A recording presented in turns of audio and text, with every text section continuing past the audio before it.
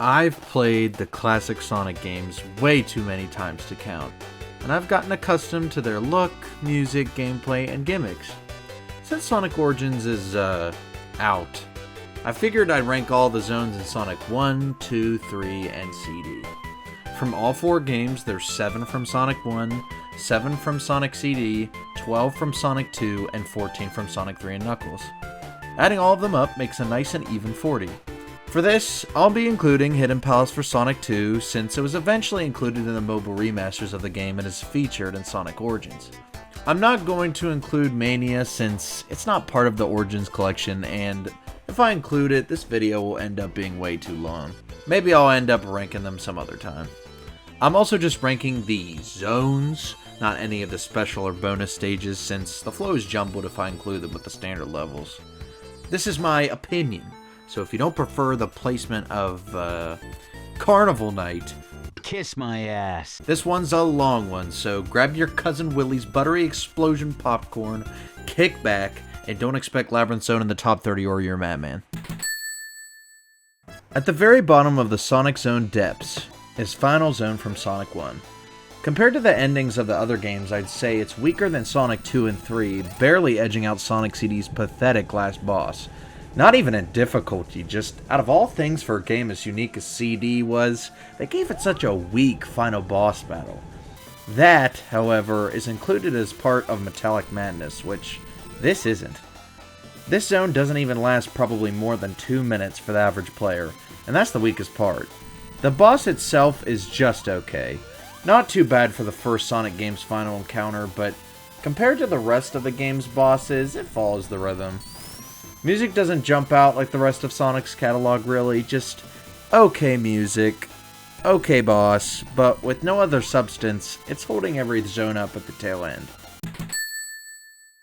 Although it's this low down, and the fact that it's one short, non-varied zone, I do like the finality you get from Sky Chase, like you know you're in the final stretch. Sonic games mostly always have good soundtracks, and Sky Chase feels like something you'd hear when riding on an airplane, funnily enough. That doesn't save it from being pretty forgettable, and that I've had collision issues with enemies in Sonic. Not a very thrilling zone.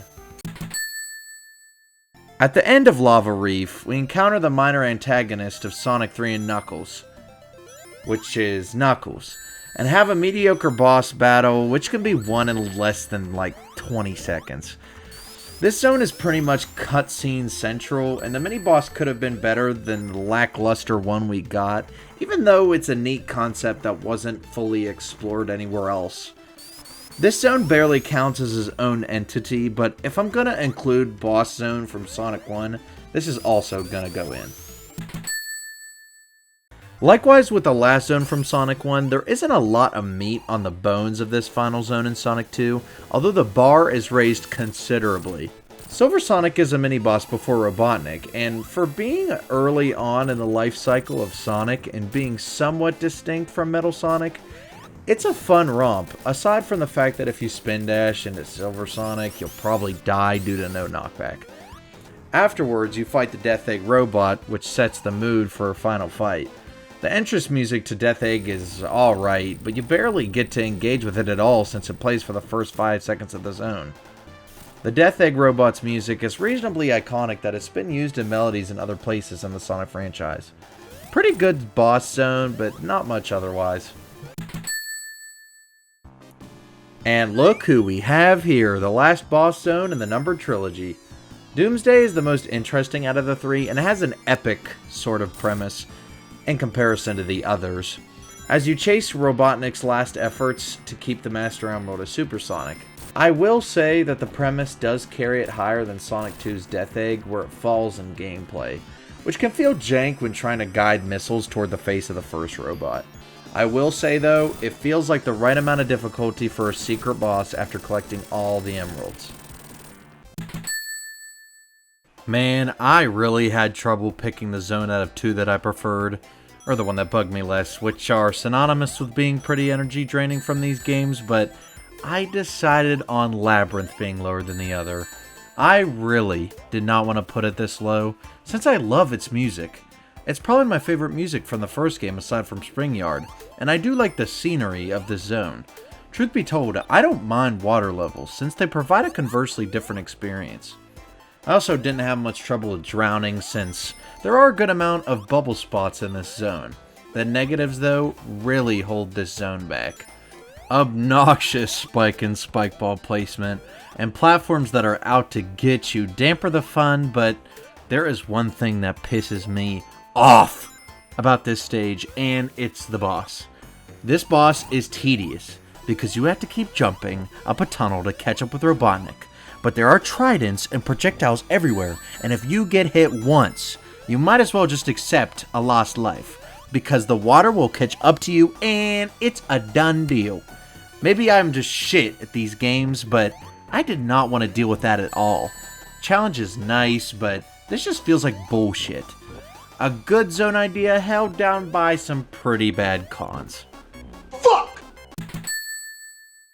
So like I said, the placement between this and Labyrinth was close, but this zone is higher since I really enjoy the first act of the zone, and like water levels, many don't take a liking to desert levels and platformers, but I'd say I enjoy them. Gimmicks aren't terribly annoying in the first zone, and the second act boss isn't too bad, but that's where the good kinda stops. The first boss is fucking annoying, and I would not know how to beat it if I didn't already struggle with it when I was 7 playing this game on Sonic Mega Collection. The second act is perplexing in the most unnecessary of ways. I'll say that the ghosts don't bug me too much, the internet wouldn't agree with me there, and aren't too difficult to get around, but the amount of times I clip into the ceiling because I'm in the wrong place at the wrong time is just asinine. When you mute the colors of this zone, it really takes the life out of the game, to be honest. I am all for darker levels, but this doesn't do it very well. The walls you need to get past by pushing the whatever these fucking things are called are a little obtrusive to me. Overall, just not a great outing for Sandopolis when it's all summed up. Let me just state that even though most of Sonic's musical catalog is great, Sonic CDs is downright amazing. And with each zone, just know that I'm a mega fan of every zone's audio output. With that said, Collision Chaos is a zone I have a distinct problem with, and I'm not sure entirely why. Its closest cousin is Casino Night with the relative pinball mechanics, but I enjoy them in this game less. Some level design in this zone irks me, along with the zone generally not looking too appealing in the visual department to me. The yang to this game's musical yin are the bosses these games have, which in the case of Collision Chaos isn't even a boss.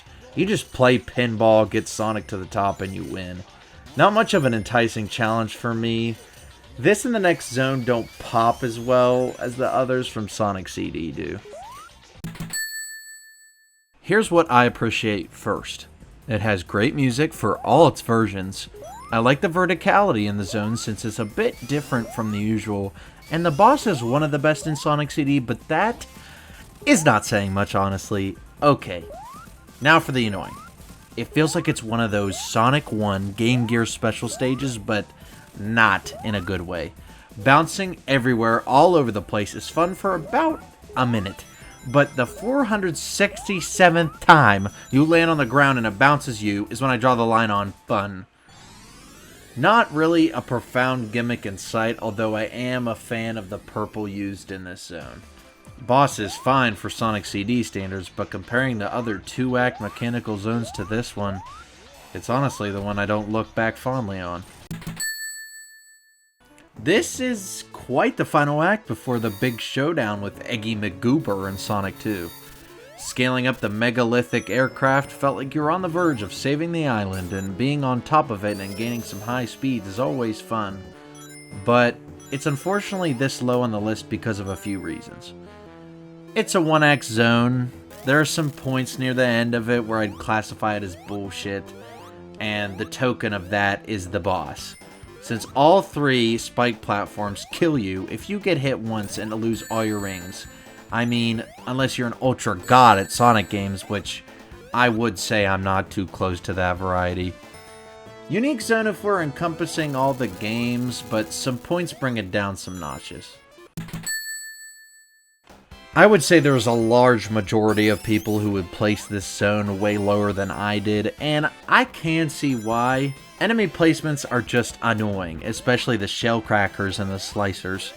The levels also get a bit grating over time, some gimmicks are a bit overkill, and the worst offender is that this zone has 3 acts to slog through rather than 2. With all that said though, I like that this zone is hard for the sake of being close to the end of the game. Once you reach zone 3, you know you're close to the end. Difficulty ramping up is another sign of this. The theme for this zone is also mechanical done right, at least in my books. The boss is rather subpar, to be perfectly honest. Without the 3rd act and some cleanup on aisle 5, I'd really enjoy this zone. When I used to boot up Sonic 1 on the Genesis, I would always breeze through Green Hill, awaiting this zone to be my downfall. Only sometimes would I eventually make it to Spring Yard with 1 measly life remaining.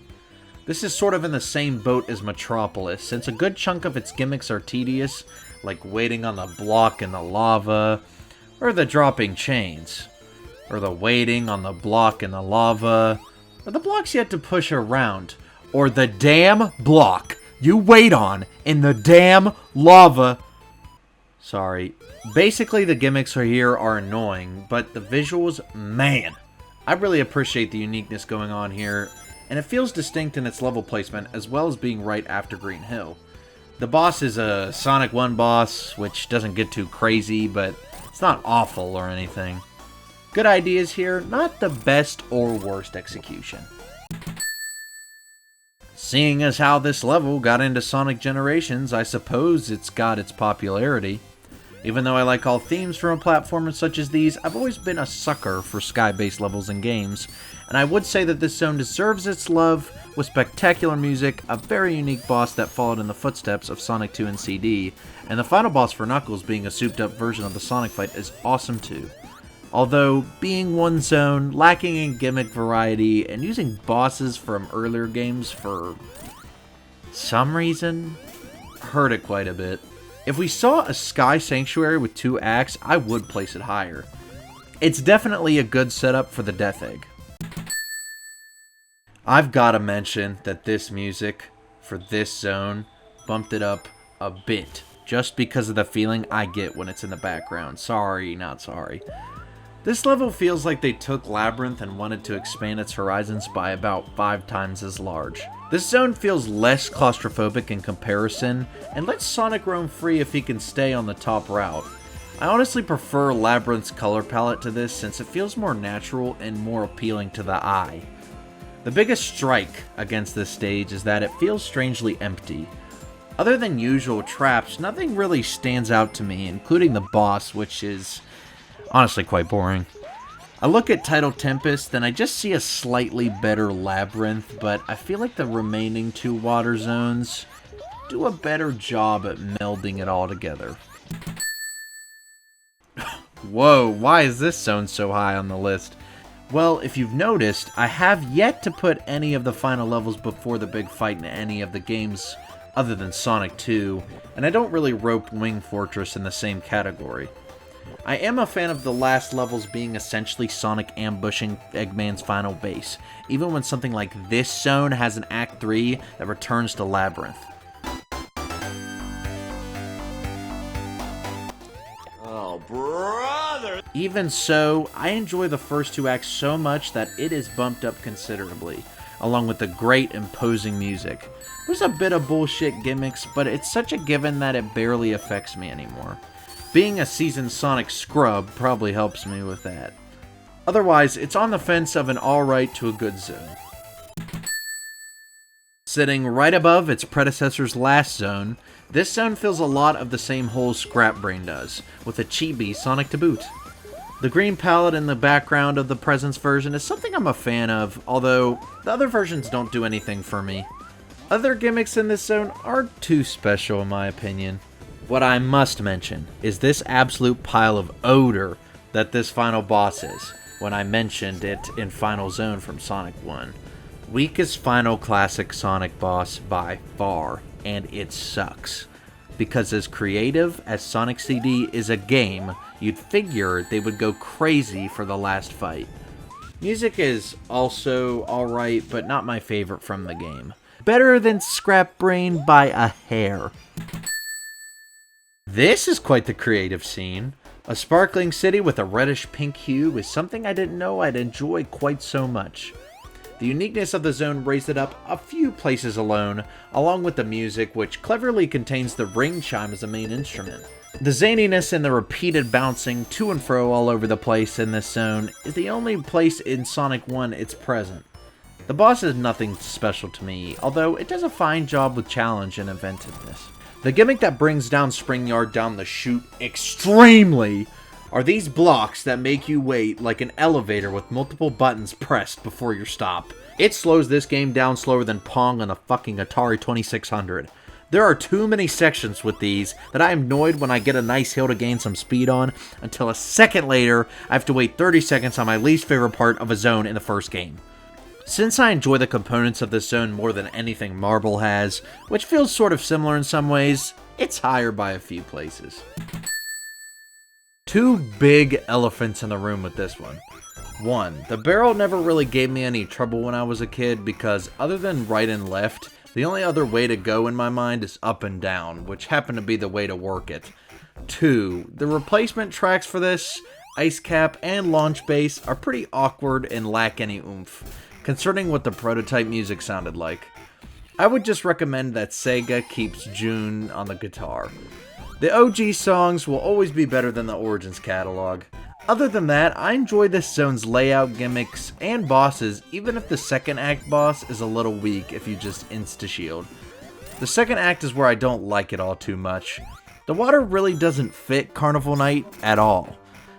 If we look at just Sonic 3's water sections, we have Angel Island, Hydrocity, kill me for pronouncing it that way if you want, and Launch Base, which, in my opinion, do it better than it's represented here. If not for the sploosh, Carnival Night would be higher, but overall, a pretty alright zone in the books. All the way from being cut in Sonic 2, then returning via the mobile remakes and through Sonic Origins, this 1X zone does more than enough to make it worth dropping down the pit in Mystic Cave. The colors used here make for a Sonic CD looking zone and are pleasant on the eyes. The water sections in Hidden Palace are alright, the Badniks being the unused ones from Sonic 2 Beta is a nice treat, and hearing the Sonic 2 multiplayer music for this stage is welcome, even if I do prefer the beta music for it instead.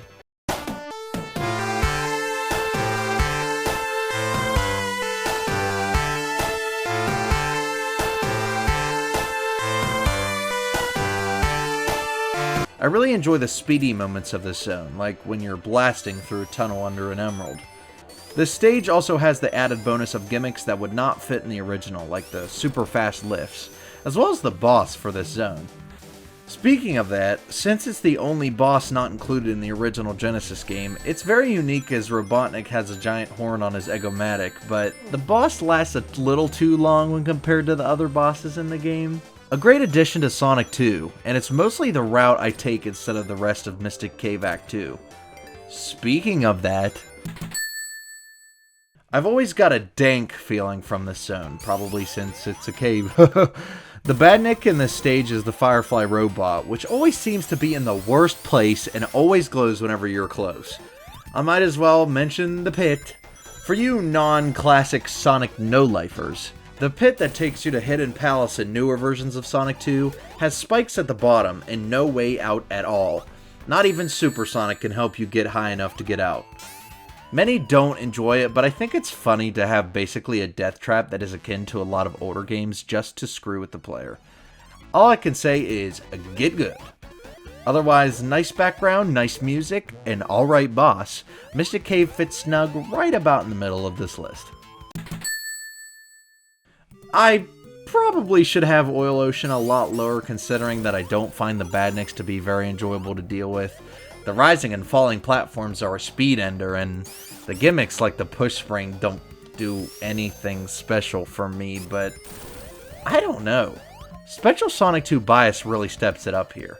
The oil is a novel concept. I like the boss of this stage, The oil slides are fast-paced, the look of the stage is one of my favorites, and the music is so catchy. The checkered cannons aren't one way or the other on the enjoyment scale, they're just fine. I have to admit, there are a giant amount of spikes on this stage, and there are many places to fall off and stop progress, but Oil Ocean has a place for me as being the zone that I could not beat for so long when I was younger, and when I finally got past it, I could appreciate it for giving me a good challenge.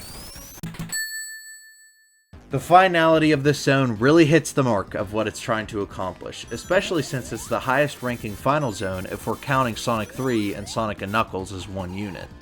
There are a lot of good ideas here, with gravity changes, automatic laser sections, and a spike in difficulty that is justified. The music is epic, as it needs to be. Here comes the reasons it's dragged down. These bosses, man, they are the most annoying in the game. Act 1 is barely even possible with Knuckles, and is just bull for the sake of nothing. Act 2's boss is very experimental with the gravity change, which I can give it credit for, but it just takes too long, and doesn't fit in the formula of the other bosses earlier in the game. The final boss, not counting the Doomsday Zone, is awesome, and is rightfully masterful since it's at the very end of the game, but these other bosses do not feel like they should be as unforgiving as they are. Everything else is great and Death Egg, however. The classic bumper-ridden pinball excursion. Correct me if I'm wrong, but I'm pretty sure this was the first time the slot machine Sonic can go into appeared, which can either be a really awesome way to collect a boatload of rings, or Robotnik laughing with a shit-eating grin. Casino Night captures exactly what it's going for in terms of theme and level structure, for better or worse. There's a bit of waiting here in the elevators, but it doesn't bug me since that's what a chill casino zone should be aiming towards. The Sonic also ties in with the laid-back nature of the zone. The bumper placement doesn't always work with Sonic since you always want to go the furthest you can, and it results in you being sent back to where you were. The boss requires you to time your jumps so you don't hit the bottom of it, but isn't too revolutionary otherwise. All combined makes this zone a good chunk more enjoyable than something like Collision Chaos.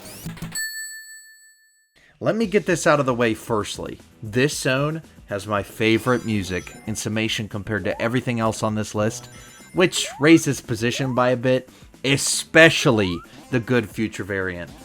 Quartz Quadrant music absolutely slaps, and no one else can tell me the opposite. What else do we have here then? I'd say it's middle of the pack zone stuff here. It has gimmicks with changing direction treadmills, the backgrounds are all quite nice, and the color palette is nice on the eyes. This boss, however, is just... what? This boss has to be my least favorite boss in all of these games, just because you're barely involved in actually doing anything, other than running fast and slowing down.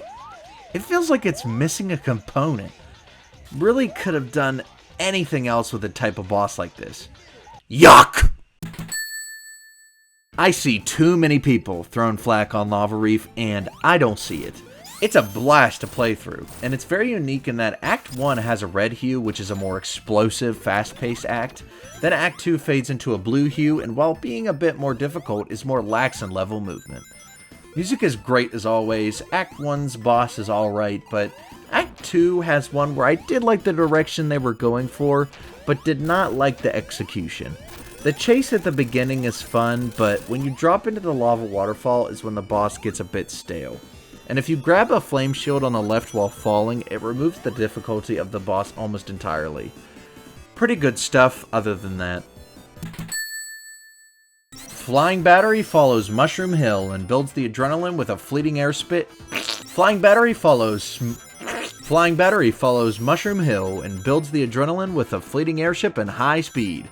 My favorite level from Sonic Heroes is the Egg Fleet, and I can see some inspiration in that from this level. The gravity switching is a novel gimmick that I don't mind much, the mini-boss is alright, and the boss is pretty pristine, I'd say.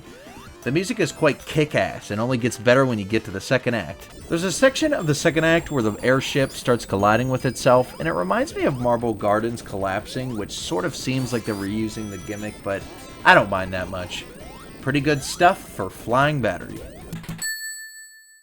After completing the ungodly nightmare that is Labyrinth Zone, You're treated to a nice stroll through Starlight, which brings the speed from Green Hill with some added difficulty due to being later in the game. I could never beat Labyrinth as a 7-year-old due to the boss I'll try not to mention ever again, so for the longest time I never knew what the game looked like beyond it. I wanted to look further into it, and without using our grandfather of a computer, I looked into the game case to find the manual, crazy I know, and discovered 2 zones after what I could manage every time I played. Now that I'm aware of Starlight's existence, I can safely say that this is the second best zone the game has to offer. It feels like different developers worked on the other zones when comparing them to Green Hill and Starlight, which know that Sonic was purposely built for speed. The calming music is something that we don't see much in these games and is welcome for the atmosphere given. The worst thing about these stages is the fact that they're over pretty early, but that's not a gripe within its boundaries. The boss is definitely the highlight if we're looking at the other bosses from Sonic 1, as there are different ways to hit Robotnik other than spam the jump button into him. The starry-lit sky benefits well from this zone being good with the sum of its parts. When this is the first starting zone on the list, factoring all of these games in, you know they all start out with a banger. The start of this zone with the immediate perspective changing loop is always fun when I replay the game. Since all the first zones are pretty much lush landscapes with the exception of Angel Island literally getting blown the fuck up, they all will probably be described the same. The music slaps, with the Bad Future rendition being my favorite of the zone. Also, I don't think I ever mentioned this, but I'm referencing the Japanese soundtrack of the game, not the US, since it's relatively forgettable with the exception of Sonic Boom. You just can't beat. The only really bad thing about the zone is the absolute stinker of a boss fight. Most people will just be able to finish it in 5 seconds when they accidentally spin dash past Robotnik and you just hit him 3 times in the back. It isn't even a good one being in front of it when you're just rebound off of the bumpers until you hit him randomly. Not a great boss, but besides that, Palm Tree Panic is amazing, although it's the weakest of the starter levels just because it isn't as memorable as the others.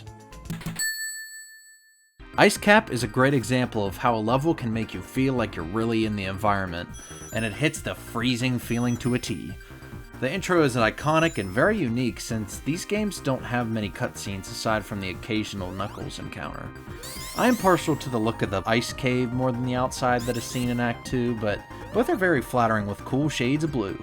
There's a callback to Labyrinth with the endless fall unless you find the path, which isn't intrusive here.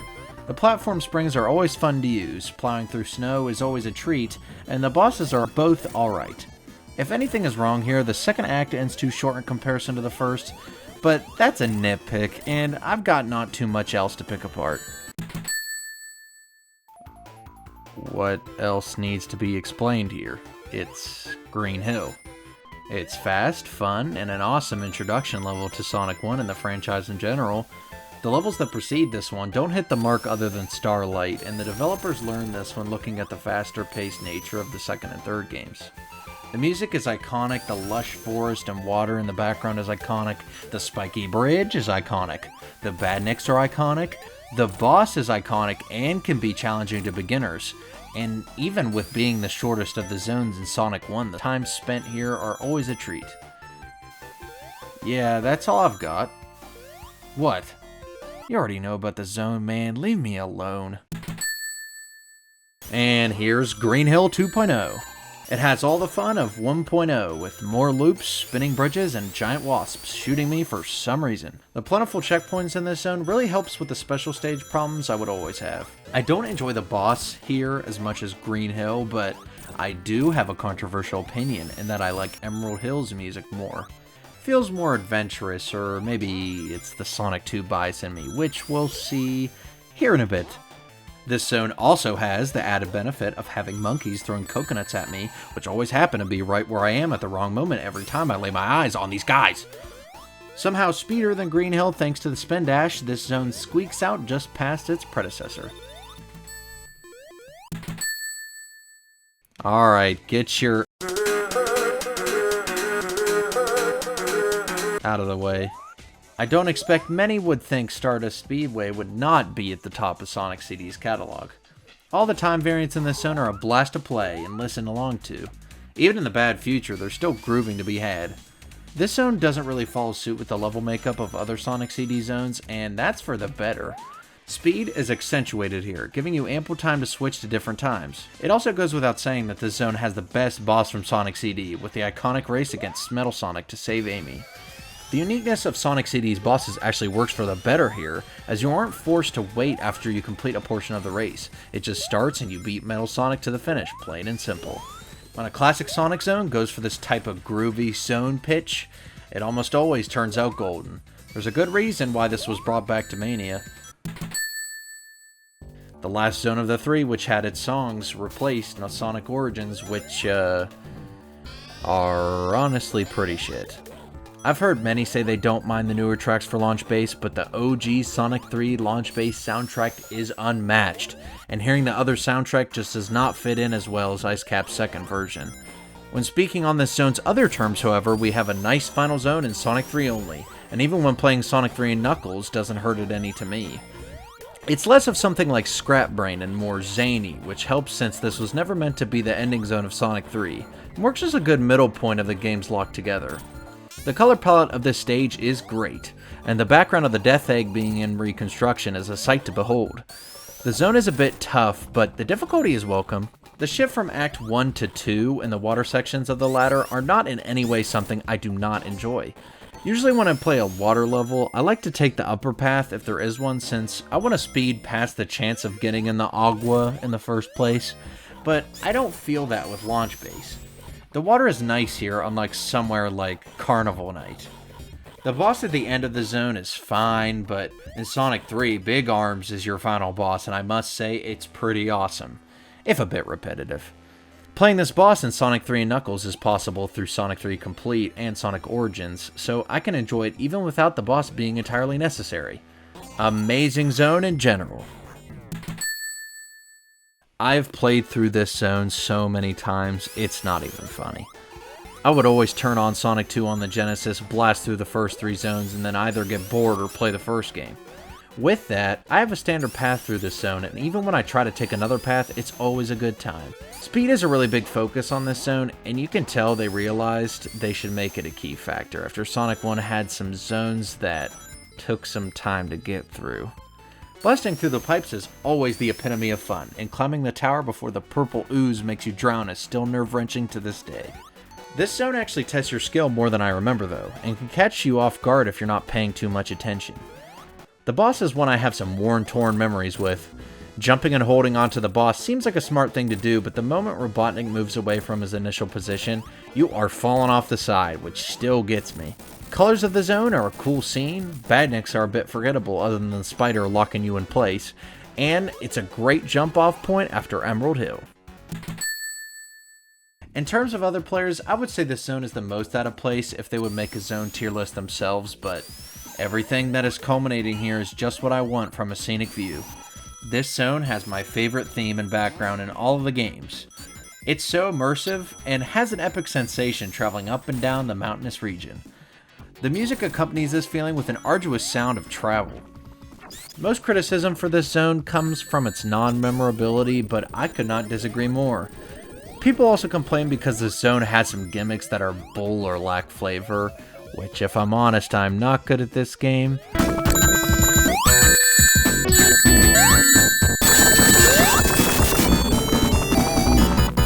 And while I can sort of agree with the spinning tops staying a bit over their welcome, I don't mind them too much and other gimmicks are fun to me, including the Act 2 boss, which is just you and Tails flying in the sky trying to take down Robotnik. The boss doesn't have much flair, but the difference between most bosses give it some points. Traveling up the mountain near the end of Act 2 since it's been drilled through is fun every time. This zone is the quality stuff I expect from these games. This is the zone that had the biggest jump up from what I originally thought, and looking at it now, I can see why. This zone is the second best water level, not just because the zone has the ruinistic look that I enjoy from Marble Garden, not just because the music is great, not just because I'm a big fan of the boss for its creativity and shortcut, it's also because I enjoy taking both routes, being high land and the water. When I was younger, taking the land side of the zone was a must, as chemical plant implanted in my mind that any kind of liquid was a no-go, but As I've played this game for the longest time, I've realized that I do like the water parts of this zone, where it isn't as claustrophobic as Labyrinth or doesn't fit in like Carnival Night. It also encompasses speed in the water and land, which is something that Hydrocity probably borrowed and improved upon in the next game. Not where I expected to put Aquatic Ruin at all, but a very welcome surprise. Yeah, I've got Hilltop at number 4. Got a problem with that? The Sonic 2 bias really kicks in here. It's my biggest guilty pleasure, and the guiltiest pleasure of them all is that music. I may be an uber-tier country music hater, but that stanky-ass music has got me schmoovin' every time I get past Casino Night.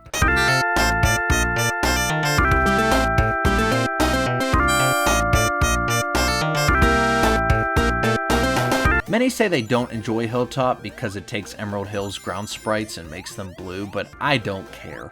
I love me a mountain zone, including the fact that Red Mountain is my favorite Sonic Adventure level. Breaking into the mountain, forcing the ground to shake, and magma rising are some of my favorite gimmicks in a classic Sonic zone. My reality-shattering con that removes it from being my favorite zone is the boss. It is literally the easiest one out of all the games, not including Palm Tree Panic. Just jump onto it, and if you have rings, you don't move, and it's over. Pretty sad, but casting that aside, the zone is not innovative by any means, but I will defend Hilltop until the day I die! Hard to say anything about this zone that already hasn't been said on the internet. This is how you do a water level in a Sonic game. Make some portion of water and land, make speed a main factor, and don't cram bullshit down our throats. Likewise with Aquatic Ruin, the water portions of this level are as fun as the land and keeps the level moving at a brisk pace. The best moments of this zone are the hands taking Sonic and blasting him down a tube for you to rocket over the water. I'm starting to notice a theme in my head because Hydrocity seems to also sport an older ruinistic theme, which the last two also seem to have. Purple strikes again, and it's gorgeous in this zone. First boss is nothing special, but the second is cool in that you can stand on top of the falling water to hit Robotnik, or you can launch from the bombs emerging from the water. I could say more things, but you knew this level would be high up on the list anyway.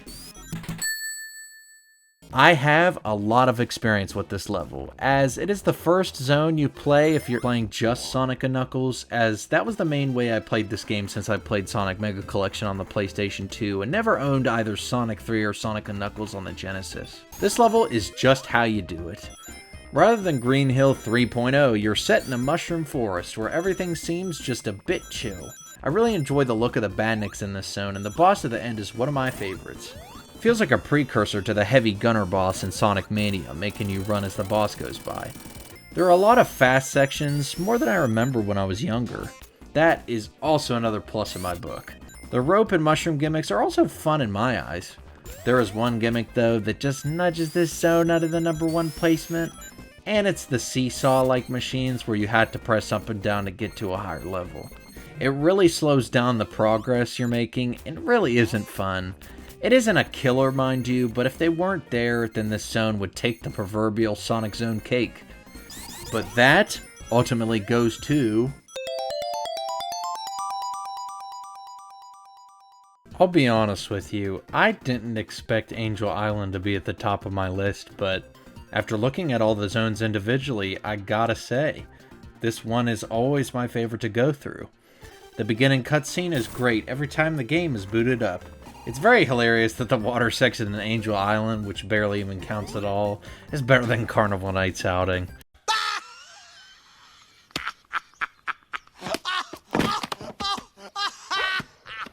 The music here is just amazing and gets you into the Crush Robotnik mood. This is also the zone where I think they nail gimmicks, with the zip lines, disappearing water blocks, and badniks all being a nice treat. My favorite thing in Angel Island, however, is that it shows you it's going to change up the style of first zones by turning the forest into a fiery wasteland, which sets the standard for the rest of the game. The run-up before the boss when the missiles are dropped is something that is imprinted onto my scalp, and the boss actually feels like a genuine challenge the first couple times you fight it.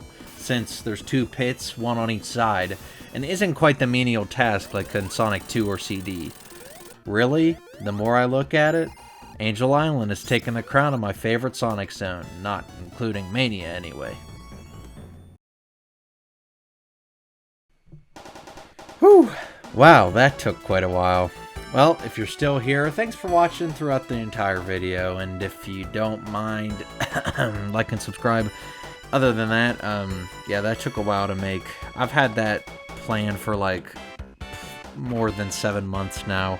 I've just been so slow at it, and if you enjoy this stuff, just make sure to throw some comments my way, or tell me how I can edit better, because this is my first video. Started out with a big one, I know. But regardless, have a good one.